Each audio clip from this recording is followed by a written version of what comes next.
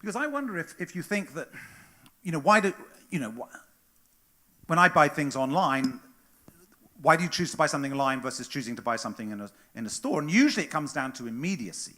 It's like, I need it, and I really need it now. Mm-hmm. So then you think, well, okay. So that would make you think, well, things that, emergency purchases. But if e-commerce gets its distribution sorted out, if I can order something online and 2 hours later it's delivered to my door, that's another thing that's going to go. Yeah, but this has also a price.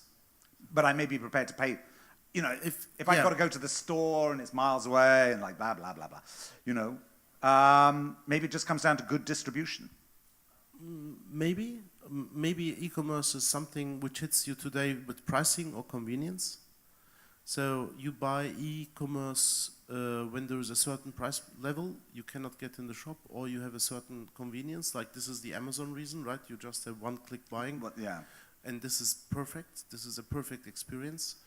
And in all other cases where you don't have any experience with the good, you will always prefer to go to the shop. At least today. Maybe this will change tomorrow.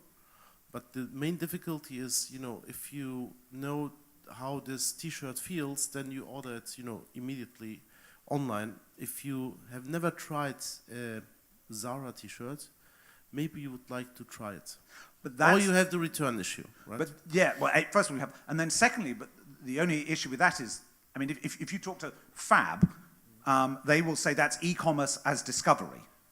So most e-commerce, what you talk about is the Amazon model, which is, I know, I want to buy this pen, or this. The last thing I bought on Amazon, this keyboardy thing here for my iPad. Okay, so I knew what I wanted to buy, and now it was just a question of where did I find the cheapest one. Fab is all about going on to Fab, looking at the experience, and your site's the same. I mean, flash sales sites are not about, it's like, I don't know what I want. Flash sales is demand creating. Yeah. And Amazon is demand fulfilling. That's exactly. True. Yeah. So where do you see the future? Because it seems to me the problem with demand fulfilling is there's a terrible danger that you end up with this race to the bottom. Because everyone has price transparency. I can see, if I want to go and buy, whatever it is, this cup, and I can go onto Google and I can find the 10 prices, and all right, well, I'll buy the cheapest one. So there's no margins. So that's not a sustainable business. Everyone ends up in this race to the bottom. So how do e-commerce sites, how do you avoid a race to the bottom? Trust is an issue. And Trust. this is related to the brands. If you have a price comparison site and you are looking for a TV, and you have 10, you know exactly the TV you want to buy, and you have a list of 10 TVs on a price comparison site, most likely Amazon will never be the cheapest there, but Amazon will be the one with the best service, gaining your trust, and most likely with the strongest brand.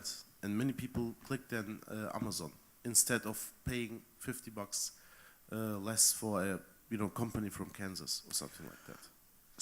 So e-commerce, so success in e-commerce, what we're coming down to then is distribution. So you've got to have very good distribution. You have to have a brand. So how do you go about building that brand? What are the things that if you're, one of these guys out here thinking of doing an e-commerce company, how do they go about establishing that trust, building that brand, given that they are likely to be on that list of 10? They're not going to be Amazon, so they're going to be one of the other people. So how do you go about doing that? I think the main way is to execute what you promise. So if you promise to deliver the next day, then you have to deliver next day. If not, the people will tell each other. It's very simple. If you have a good experience, you start to share and you start to recommend.